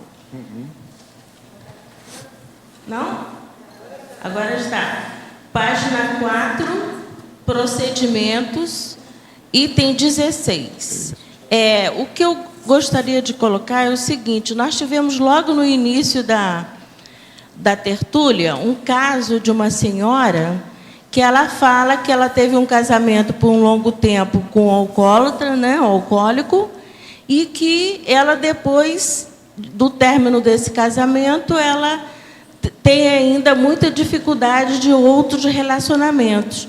Eu estive pensando sobre o tema, até porque é um tema comum a mim também, passei por essa situação, que se esse item 16, o senhor não poderia aprofundar, fazendo uma assistência a essa senhora, dentro desse item 16, com esse promovendo o reconhecimento de situações passadas, né, favorecendo a intercompreensão, principalmente usando aquele item que o senhor coloca na citaciologia, que é a questão da abertura, do abertismo, do perdão, para que ela possa ultrapassar essa situação e renovar para outras. O senhor concorda comigo? Concordo em parte. Então, pode colocar Vamos ver lá quais são as partes. Primeira coisa que a gente precisa saber, qual, de fato, é a causa desse fechamento. A grande maioria das causas é quando a pessoa passa por um determinado trauma e ela tem receio de revivenciar o trauma. Então, se uma pessoa passou num relacionamento 5 anos, 10 anos, e aquele relacionamento foi traumático, ela, na hora que ela vai se abrir para outro relacionamento, ela vai com os 2 pés atrás. Porque já existe dentro da própria experiência dela uma experiência negativa. E muitas vezes ela cria a forma de pensar daquele jeito. Então, como se tudo fosse acabar daquela mesma situação. Então, aí é onde entra a habilidade da terapia cognitivo-comportamental, que é justamente para fazer com que a pessoa pense diferente. Então, não é porque aconteceu aquilo que vai reacontecer. Então, se o problema for esse, então é uma relação dela com o trauma. Não é uma relação de reconhecimento. Agora, se a gente for observar o porquê da relação com essa pessoa, aí a gente tem que ver se, de fato, no passado tiveram alguma coisa que precisava ajustar e que, de repente, cada um dentro da sua linha, cada um foi para um canto e a relação foi muito pior do que foi uma correlação benéfica. O que a gente precisa, de fato, é ter uma análise adequada do fato isolado. Tá certo? Você analisar aquele fato e tentar ampliar aquilo dali. Se aparecer qualquer coisa de reconhecimento do passado dessas duas consciências, tem relação com o item 16. Se por acaso for alguma questão de trauma da própria pessoa, só pelo fato dela ter experimentado aquilo não tem relação, porque aqui é reconhecimento que envolve 2 ou mais consciências. Eu não sei se consegui... Sim, eu entendo que a terapia cognitiva ela vai resolver a questão do trauma da agora, né? Logicamente, se a consciência ela não tem ainda condição de trabalhar essas interprisões, o primeiro passo seria a terapia cognitiva. Mas também um segundo passo, até dentro da própria Recim, ela deveria também ver o porquê, né, um casamento tão longo, esse envolvimento, porque ainda traz consequências até hoje. Né? Existe alguma coisa, quando o trauma ainda está fresco, ainda está provocando repercussões, significa que estrutura intraconsciencial, para a pessoa abranger, entender a essência disso, fica um pouco mais delicado. Então, muitas vezes, deve se esfriar, certo? Esse trauma que a pessoa está, para ela ter condições emocionais de aumentar o raciocínio e entender o porquê daquilo. Então, tem que se analisar para ver isso, porque na hora que ela está escrevendo dessa forma, e parece que está vivo o trauma dentro dela.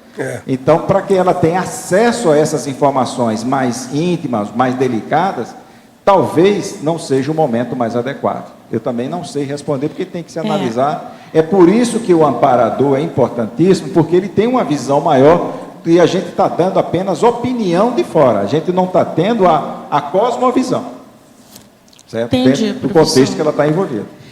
Porque eu passei por uma situação idêntica e já realmente me libertei. Existe um bom relacionamento com o meu ex-marido, mas foi através desse reconhecimento. Embora ter tido após ter tido terapias e muito mais, mas enquanto não caiu essa ficha, o porquê dessa pessoa estar junto comigo durante tanto tempo, o quanto de assistência que eu deveria ter feito e foi feito, isso aí realmente foi como se eu tivesse uma carta de alforria. E realmente eu me libertei e foi um passo, uma página virada, entendeu? Então eu estou passando isso porque foi uma experiência Mas minha. dentro do seu caso... Lógico. Tá certo? Isso E foi bom. como eu estou aqui, tem uma consciência, não, fala, você está fazendo assistência para essa senhora, então eu estou colocando o meu testemunho nesse sentido, né? A gente tem que partir do pressuposto também, até como uma teoria, até como uma lei para a gente entender uma coisa. Nem sempre um remédio que serve para mim, ele é um remédio universal. Lógico. Certo? Cada caso é um caso. Cada caso é um caso e cada organismo reage de uma maneira diferente à mesma medicação. Você imagina a mesma informação. Entendi, professor. Obrigado.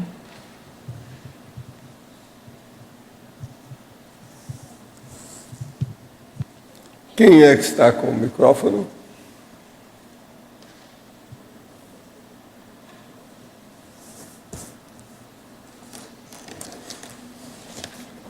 Eu quero dizer para vocês que o verbete do professor Hernândio tem 5 megapensenes aqui, grandões.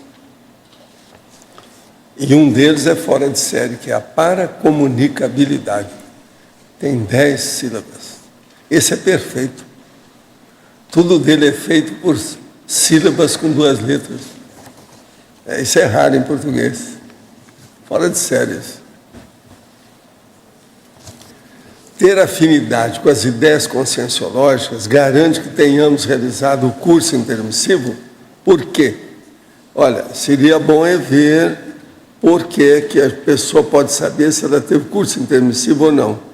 Analisa isso através desse mesmo recurso da internet que você acessou aqui.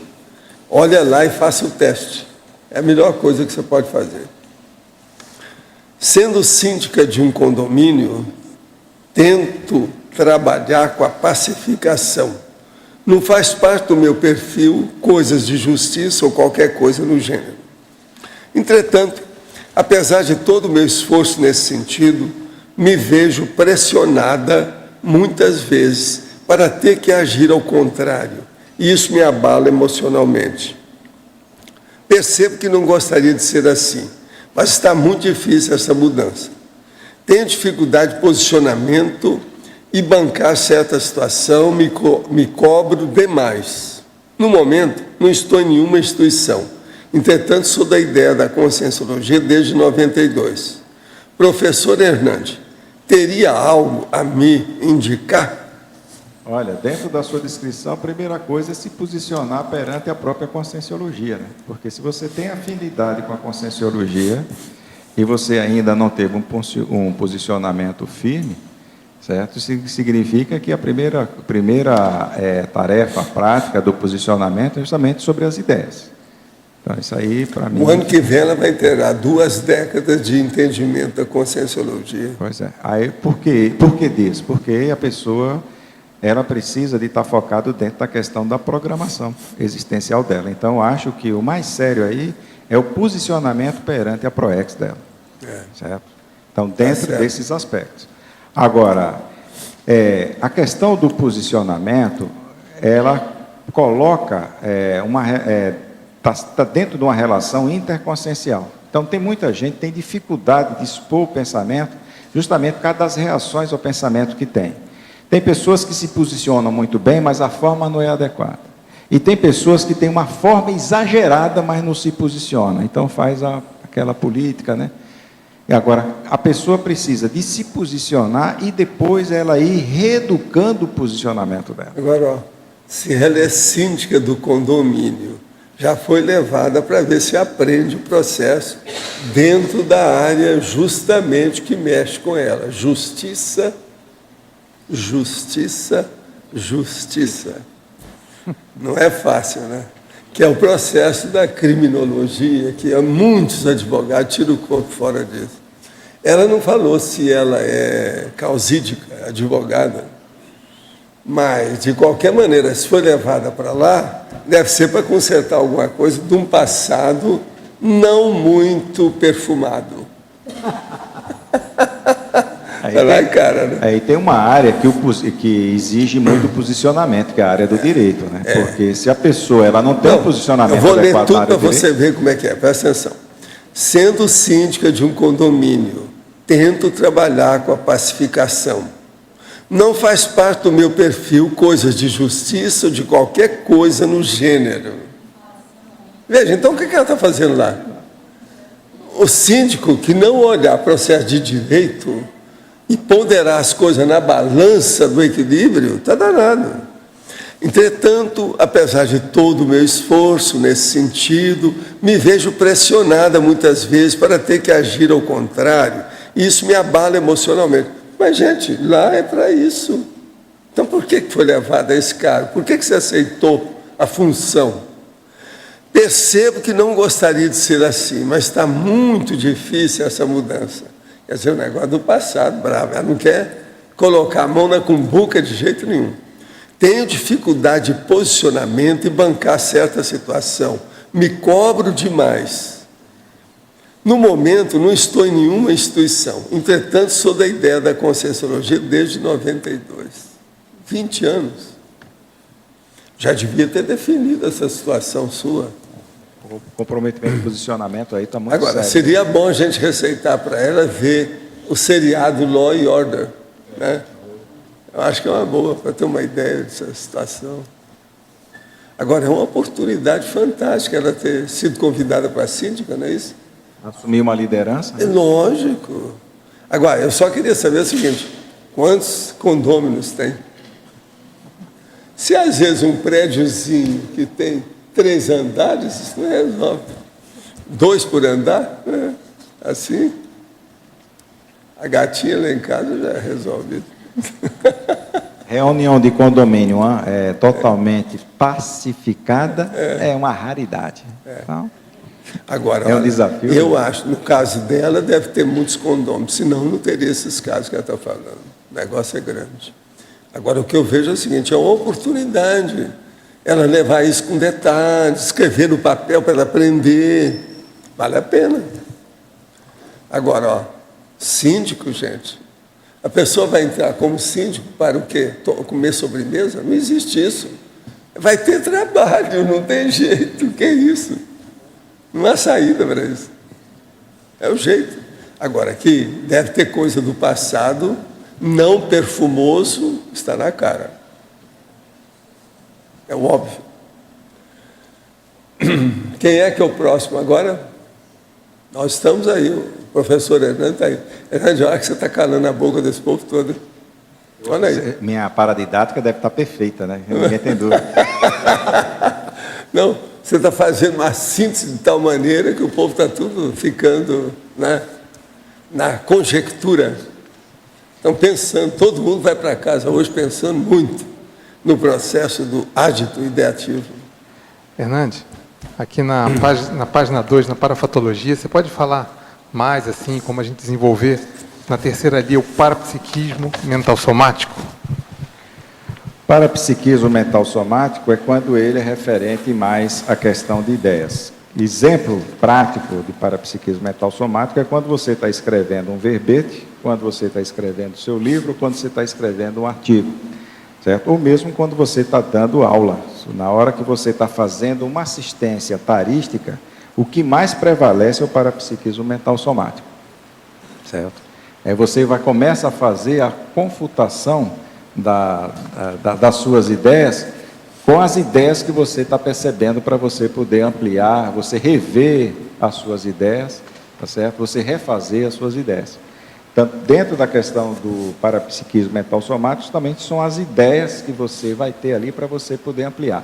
Uma coisa que é consequência do parapsiquismo mental somático é a Verpon.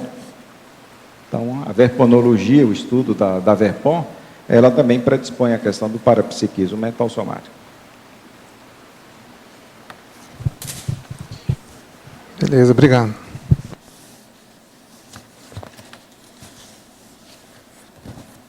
Pelo que a pessoa escreve, nas observações do verbete, a gente pode analisar a pessoa. Então, o caso seria dar 10 pratas para a Lud para ela soltar o que ela escreveu lá. Aí nós vamos saber tudo a respeito dela. Entende? É assim que é a saída. A mesma coisa o Luiz. Agora, se o Luiz não escreveu nada, ele está tirando o corpo fora. Entendeu? Não quer assumir nada. Essa que é a saída, é assim. E por aí vai. Agora, tem uns que borrocam tudo. Você vai ler, está até difícil, porque tudo está escrito. Pode olhar, tem alguns que não são assim. De modo que isso tudo a gente vê a personalidade, é o estilo da pessoa. Tá certo. Luiz, o seu não tem nada escrito, né? Ah, foi no fim, você é retardatário. É. Escapou por pouquinho. É. Mas então, pode falar. Na parafatologia, tem na quarta linha aqui a parapsicoteca. É lógico que é um ato importante, mas gostaria dos detalhes aí. Poxa, você está querendo detalhe, né, de uma vivência que eu tenho profunda de parapsicoteca. E olha, tem gente aí perto, tem cuidado. Cuidado, hein? Tem gente de holoteca aí, cuidado. Você não pode tirar o seu corpo fora.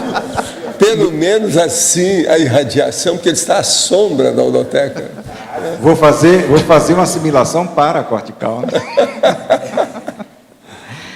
Então, olha, dentro da questão aqui da parapsicoteca, se a parapsicoteca ela comporta o registro holomnemônico, tá certo? Encontrado em comunex avançadas, é justamente nesses locais, se a gente tiver acesso a ele, que vai predispor a gente a ampliar cada vez mais a nossa cosmovisão. Então, eu estou te dizendo assim, provavelmente, por quê? Isso aqui é, pelo menos, dentro de uma concepção de ideia, porque eu não tenho vivência de parapsicoteca. Então, pela definição do que é a parapsicoteca, onde você vai ficar mergulhado dentro de um holopensene, de um acervo, certo, mais cósmico, certo? Porque o pessoal chama isso aqui, né, claro que é bem barateado, né, o negocinho, né, que é o registro acástico, né? Então, dentro do pessoal aí do esoterismo, ele fala muito do registro acástico.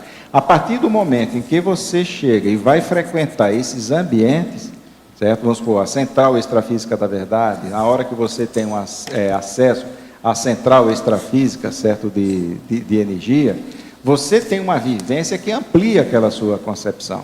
Em termos de ideia, eu acho que se a pessoa tiver uma projeção, uma expansão, um contato, certo, direto com a parapsicoteca, é como se ela tivesse mergulhado dentro de uma holoteca, só que ao invés de você ter você tem a questão da ideia.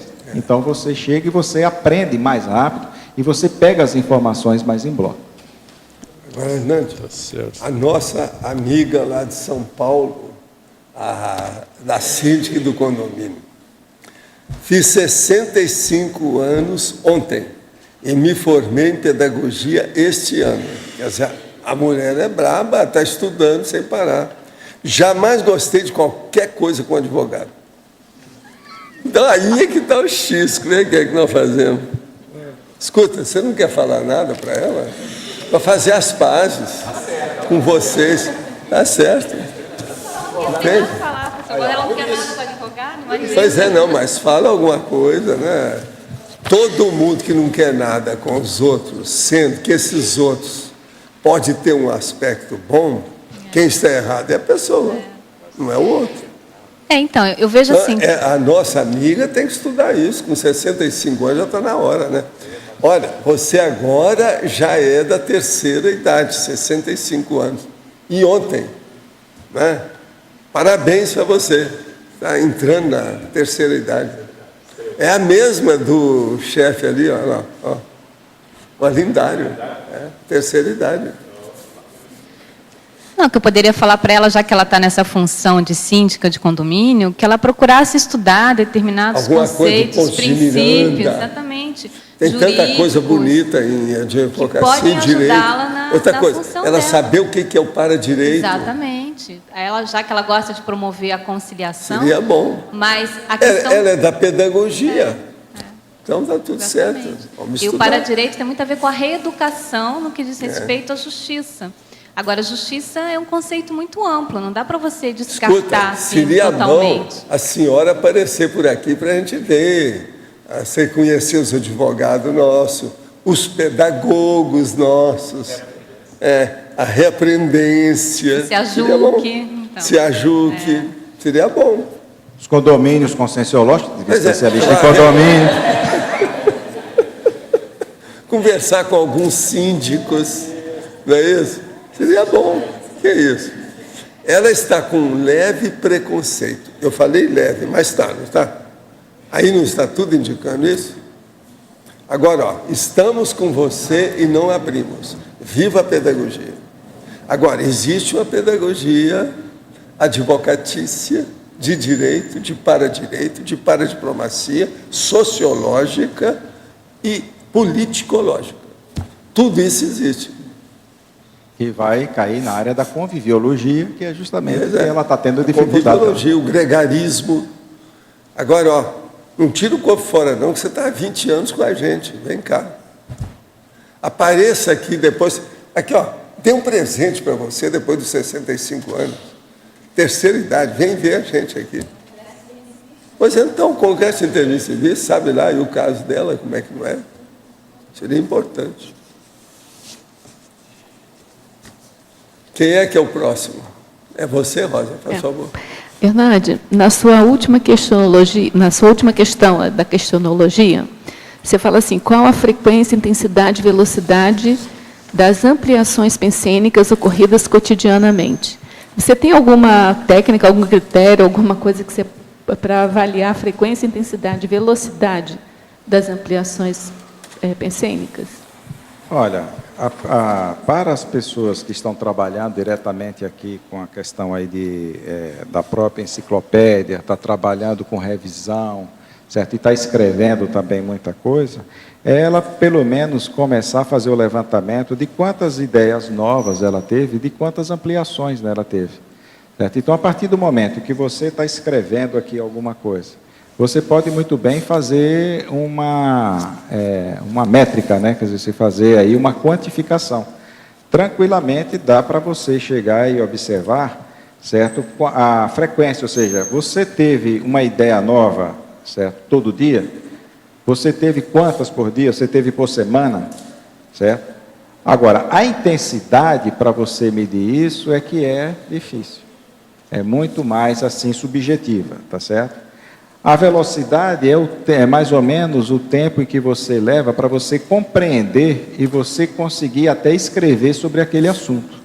Muitas vezes, já tive situações aqui de cair a ficha dentro de uma assistência que eu fiz, e para pelo menos conseguir escrever sobre aquilo, não é ter um conhecimento profundo sobre aquilo, eu levei 2 a 3 anos, certo? Então, eu quero ver se com o tempo eu vou conseguindo fazer isso com o quê? Com 1 ano, 6 meses, 1 mês. Certo? Daqui a pouco você vai ter a experiência e você já tem a compreensão profunda de você conseguir escrever sobre aquela síndrome, certo? Quase que imediatamente após uma projeção assistencial. Isso é a questão da velocidade. Agora, aí a gente precisa de elaborar quais são os instrumentos que a gente pode fazer para medir, certo? Esses nossos aumentos, né? E ampliação de ideias. Hernández Leite, aqui no B. Na página 2, em parapatologia, você pode esclarecer um pouquinho o entesouramento mnemônico intermissivo? Onde é que é? No binômio? Não, parapatologia, página 2. O entesouramento mnemônico intermissivo. Obrigada, Valdo. O entesouramento mnemônico intermissivo. Isso aqui é a base toda da recuperação de cons. Muitas vezes a gente tem uma ampliação da ideia só por recuperação de cons. Aquilo ali estava esquecido, mas estava dentro da holomemória. Então, tem determinadas situações que você está ali fazendo uma assistência, ou que você está dentro de uma palestra, está assistindo alguma coisa, está estudando, mas você não está tendo uma ampliação ali, simplesmente está patrocinada por uma informação que você não tinha. O próprio amparador, o próprio ambiente pode muito bem fazer o quê? Ele dá um input na sua holomemória e você recuperar essas bases para você poder ampliar uma ideia. Eu acho que o maior tesouro que uma consciência tem é a própria holomemória dela. Uma pessoa sem memória, ela perde a personalidade. Ela não consegue dar seguimento para aquilo. O amparador dá um input para que você possa aceder a... A questão, o amparador, ele conhecendo você e principalmente sabendo de fatos que você vivenciou no passado, porque um fato é muito mais fácil do que uma ideia. Então, ele relembra um determinado fato e você tem aquilo dali no seu banco de dados, que foi fortalecido no curso intermissivo, e aí você compreende mais a ideia, porque você vivenciou aquilo dali. Então, não é uma informação externa, é simplesmente uma assistência interna para a pessoa buscar uma experiência que apenas estava esquecida.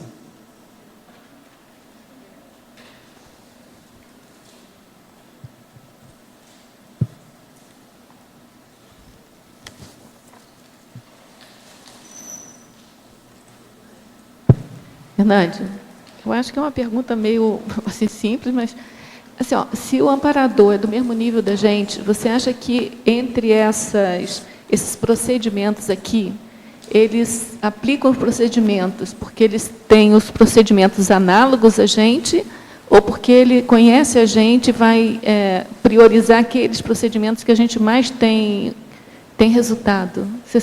O que você acha? Eu acho que é muito mais por ele te conhecer, saber a sua forma de pensar, a sua forma de agir, o seu temperamento. Quando você conhece melhor o seu aluno, mais exemplos próximos da experiência daquele aluno você tem. Então, eu acho que é muito mais pelo conhecimento, por essa vivência mesmo que você teve aí passado. Então, se você tem uma pessoa que você conviveu durante 20 anos, você sabe como ela funciona. Então, a partir do momento em que você quer explicar alguma coisa para ela, você sabendo a forma dela pensar, você tem os melhores exemplos para você dar para ela. Certo? Exemplo, assim, em termos de informação. Então, eu acho que a questão mesmo da afinidade, ela é fundamental dentro da questão do amparo, certo? Do amparador e do amparado, e na questão da relação professor-aluno. Hernande, eu quero te agradecer muito esse verbete, espero os outros verbetes e a Mega Gescom do seu livro. Eu acho que nesse nível dos acontecimentos você tem que fazer isso o mais depressa possível. Você está sabendo tudo. Tá certo? Você está de acordo?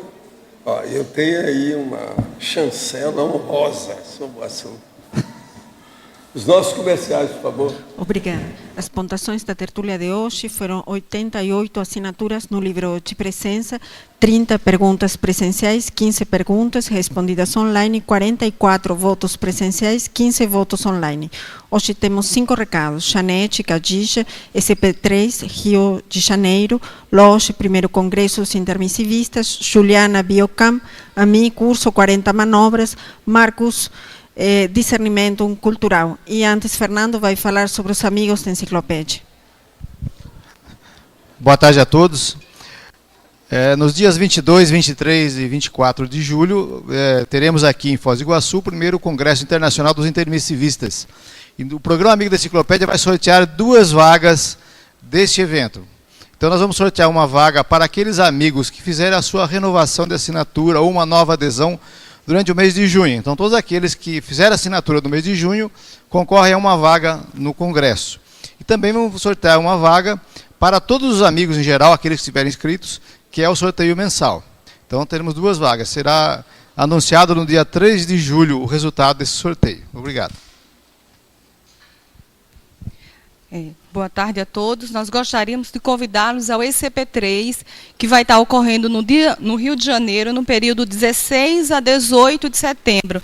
Lembrando que esse curso é um curso sem pré-requisito. Então, se você já fez o ECP2 e tem alguém que você conhece, amigo, familiar e um intermissivista que possa participar do curso, essa é uma oportunidade de assistência a essas consciências. A professora Janete vai estar falando do projeto a que esse curso ele vai se destinar. Boa tarde a todos.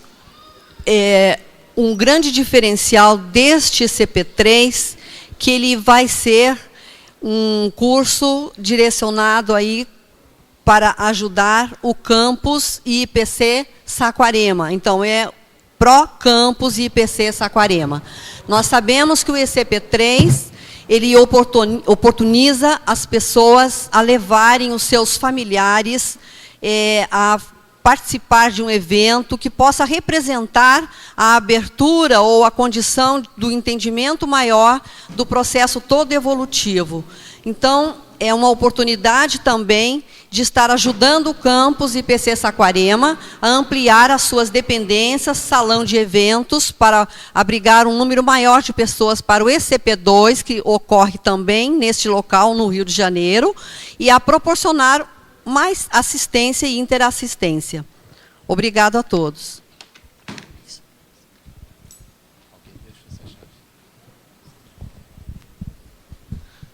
Pessoal, boa tarde. Gostaria aqui de aproveitar e passar 2 recados. O primeiro, em relação ao Congresso Internacional dos Intermissivistas, foi citado aqui durante a tertúlia. Ele ocorrerá no próximo mês, entre os dias 22 e 24 então, de julho. Sexta, sábado e domingo. Sendo que na sexta-feira nós vamos ter como atividade de abertura o curso com o professor Valdo Vieira sobre a condição do intermissivista. Nós também teremos uma série de conferências ao longo do evento. Queremos hoje dar destaque para as 2 mesas de discussão sobre a condição dos retomadores de tarefa. Nós teremos 4 apresentadores que trarão a sua casuística pessoal para poder discutir com todos os conferencistas. E, então, peço aí para que todos se programem para esse grande encontro de intermissivistas que ocorrerá no próximo mês. E o outro recado é a Web Conference pela Apex, hoje com o professor Roberto Kunz, médico veterinário, sobre o tema zooconvivialidade terapêutica, o efeito da zooconvivialidade no sistema cardiovascular. Então, o efeito na infância, o sistema imunológico e o tratamento quimioterápico. Então, para que a pessoa acesse a web conference, acessar o site www.apexinternacional.org. E aí a pessoa, então, pode assistir a partir das 15h30 de hoje. Obrigado. Olá, boa tarde. Eu queria convidar a todos a participar da próxima Biocan, que vai acontecer amanhã. Então, para quem não sabe, a Biocan está acontecendo todo mês, é um evento pró-Via Forestalis, né? E o objetivo é conseguir integrar o campus de Acinvex na trilha. Então, quem tiver interesse em participar, pode entrar, ou tiver alguma dúvida, pode entrar em contato ou com a Acinvex ou com o Discernimento. Pode mandar e-mails para cursos@cinvexes.org ou também tem o telefone da Cinvex, 2102-1406, e o do Discernimento é 2102-1454. Obrigada. Boa tarde. O meu convite é para que você participe do curso 40 Manobras Energéticas. Esse é um curso sem pré-requisito, com duração de 4 dias, ministrado pelo professor IEPCOM Mário Oliveira. Esse curso se destina tanto às pessoas que não têm grande conhecimento sobre as manobras energéticas, como aquelas pessoas que já conhecem as manobras, mas querem dar um upgrade no manejo dessas manobras, no manejo da sua energia, para fins interassistenciais a qualquer momento, no dia a dia. Se você mora no Nordeste, nós vamos ter um 40 manobras semana que vem. Começa no dia 23, vai de 23 a 26 de junho, no Hotel Escola Senac Barreira Roxa, em Natal. O telefone de Natal é 84 3211 3126. Você também pode fazer inscrição em Recife. Telefone é 81 3463 4979. Já aqui em Foz do Iguaçu, o próximo curso será em setembro, de 22 a 25 de setembro, no campus do Discernimento, E o telefone da recepção do SEEC para mais informações é o 45 35 25 26 52. Obrigada. Então, gente, boa tarde. Então, eu vou divulgar agora as atividades do discernimento multicultural do final de semana, tá? Para quem tiver interesse em integração social, se confraternizar, relaxar um pouco, fazer exercício, enfim. Então, a gente tem sábado e domingo o ping-pong, tênis de mesa, né? Tudo com material de primeira, acessório, mesa. Sábado e domingo, agora desde o sábado de manhã até o domingo à noite, tá? Só não pode perder a sessão do Cineclube. Nesse domingo a gente vai ter os aniversariantes dentro da sessão de jogo, dentro da jogatina de ping-pong, né, da recreação. Vai ser às 5 horas da tarde, tá, com os aniversariantes do mês de junho, mas está aberto a todo mundo. Tem lanche com torta, parabéns, vai ter cajuzinho, algumas coisas de festa junina também. E logo depois, amanhã, às 8, né, 8h30, a gente vai passar o documentário da TV Bandeirantes sobre a Cracolândia em São Paulo. Tá? Foi indicação do próprio Valdo, professor Valdo. Na tertúlia a gente debateu, é um documentário mesmo chocante, mas faz parte da coisa da impactoterapia, né? E é imperdível. Tá? Então eu espero todo mundo, quem participar das duas atividades, inclusive da festa de aniversário, né? Que é mais uma torta, paga só R$7 nas duas, comendo, assistindo e jogando. Tá? Obrigado. O verbete eleito para amanhã é Persona Bufônica, especialidade Perfilologia, autora Tamara Cardoso André. Obrigada e boa tarde a todos.